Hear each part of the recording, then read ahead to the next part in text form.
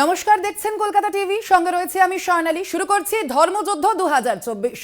19 April থেকে শুরু হয়েছিল লোকসভা নির্বাচন এবং আজ একেবারে শেষ দফা শেষ হলো। ভোট গ্রহণ প্রক্রিয়া শেষ হয়েছে। রাজ্যের যে 9টি লোকসভা কেন্দ্র এবং তার পাশাপাশি একটি বিধানসভা কেন্দ্র অর্থাৎ বরানগর বিধানসভা কেন্দ্রে হয়েছে উপনির্বাচন এবং সমস্ত কেন্দ্রেই আজ দিনভর দেখা গিয়েছে বিক্ষিপ্ত বেশ কিছু অশান্তির ঘটনা, শাসক বিরোধী যে বিরোধিতার চিত্র, সংঘর্ষের ঘটনা আমাদের সামনে রেখেছি আমরা। তার পাশাপাশি সন্দেশখালী কিন্তু আজ সকাল থেকেই খবরের শিরোনামে আবারও এসেছে। ভোটে অশান্তি এড়াতেই পারল না সন্দেশখালী। বিজেপি তৃণমূল সংঘর্ষের পর 5 জনকে আটক করে পুলিশ।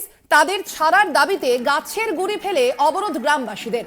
ঘটনাস্থলে গেলে পুলিশের সঙ্গে তুমুল কথা কাটাকাটি হয় বিজেপি প্রার্থী রেখা পাত্রের। পুলিশের বিরুদ্ধে ভোটদানে বাধা দেওয়ারও অভিযোগ উঠেছে। আপনারা যেই ছবি দেখতে পাচ্ছেন, র্যাফকে লক্ষ্য করে ইট বৃষ্টি ছোড়া হয়েছে। পাশাপাশি রেখা পাত্রে তার কিন্তু রণমূর্তি দেখা গিয়েছে আজ এই যে সন্দেশখালীতে বসিরহাটের বিজেপি প্রার্থী রেখা পাত্র। বিজেপি তৃণমূল সংঘর্ষের পর 5 জনকে আটক করে পুলিশ। তাদের ছাড়ার দাবিতে গাছের গুড়ি ফেলে যে অবরোধ শুরু করেন গ্রামবাসীরা, সেই অবরোধ কিন্তু এখনো পর্যন্ত চালু আছে যেমনটা জানা যাচ্ছে।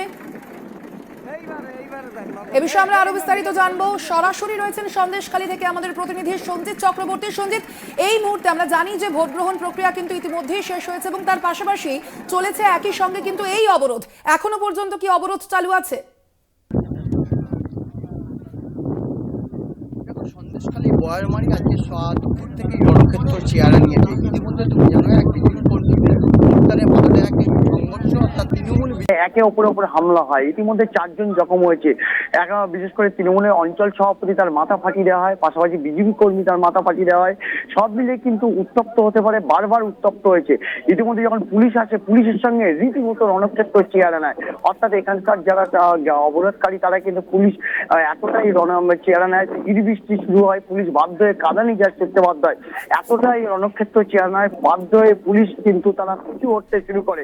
এত পরিমাণ, বিশেষ করে ইতিমধ্যে কিন্তু বেশ কয়েকজন পুলিশ কর্মী জখম হয়েছে।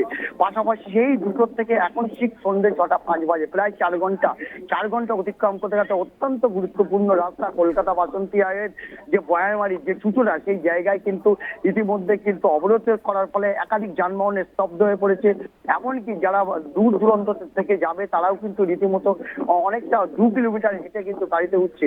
এছাড়াও সিআরপিএফ এর আধিকারিক ধর্মেন্দ্র কুমার এসেছিলেন, এখানকার দায়িত্বে রয়েছেন সেন্ট্রাল যে কেন্দ্রীয় বাহিনী, তারা এসে গ্রাম অবরোধকারীদের সঙ্গে কথা বললেও কিন্তু কোনো সমাধান সূত্র মেলেনি। একটাই গ্রামবাসী যে অনড় রয়েছেন, তারা বলছেন যারা অবরোধ তুলে নেবেন তাদের 5 জন যে আটক করা হয়েছে, সেই আটক যারা নিঃশর্ত মুক্তির দাবিতে তারা জামিন চেয়েছে, না দিলে তাদের এই অবরোধ চলবে।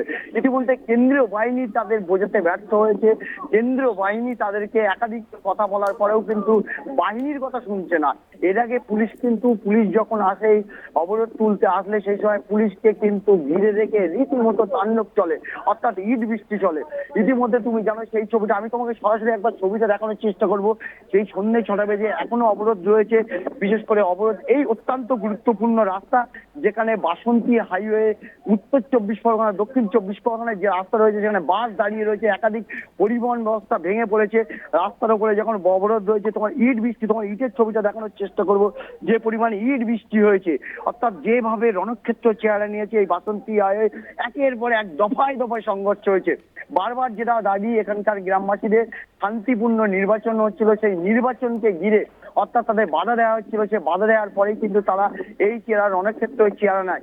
এখন ইতিমধ্যে পুলিশের ওপরে যেভাবে ইট বৃষ্টি হয়েছে, র্যাব কমব্যাট ফোর্স তারা পিছু হতে বাধ্য হয়েছে। পাশাপাশি বেশ কয়েকজন জখম হয়েছে। আমি এইরকম একজনের সঙ্গে কথা বলার চেষ্টা করব যে রয়েছে, যে আপনারা কি চাইছেন এখন? মূলত আমাদের 2জনকে যে আটক করে রেখেছে ওদেরকে ছেড়ে দিতে হবে, ছেড়ে দিলে আমরা পরবর্তী আপনাদের কর্মী সংখ্যাও আক্রান্ত হয়েছে, এটাকে কিভাবে দেখলেন? সেটা আমি হয়তো বলতে পারবো না। আমি আক্রান্ত হয়েছি, আমাকে ওই রলিনী খাটুয়া, অঞ্চল সভাপতি রলিনী খাটুয়া, কমরেশ খাটুয়া আর রলিনী খাটুয়ার ছেলে সৌমিত্র খাটুয়া মুসলমানদেরকে নিয়ে অন্য বুথের মস্তান বাহিনী নিয়ে এসে আমাকে মারধর করেছে। প্রথম আপনার কাকা হয়তো সম্পর্কে? হ্যাঁ, কাকাই মেরেছে তো আমাকে। বিজেপি করে যে আমার অপরাধ।